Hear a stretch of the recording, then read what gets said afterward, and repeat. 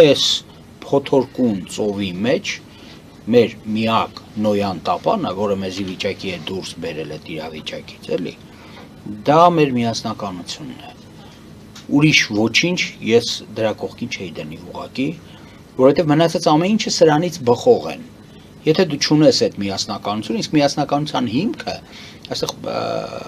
մենք այդ մի բանն էլ էլի հաշիվ տանք մեզ, միասնականության հիմքը արդարացի երկիրն է։ Այսինքն հասարակության մեջ չպետք է լինի այնպիսի չբավարարվածություն, որը անարդարացիության հետ կապված լինի։ Հա, մարդիկ միշտ չբավարարված են, փողը երբեք չի հերիքում, երբեք չի լինում բավարար նույնիսկ,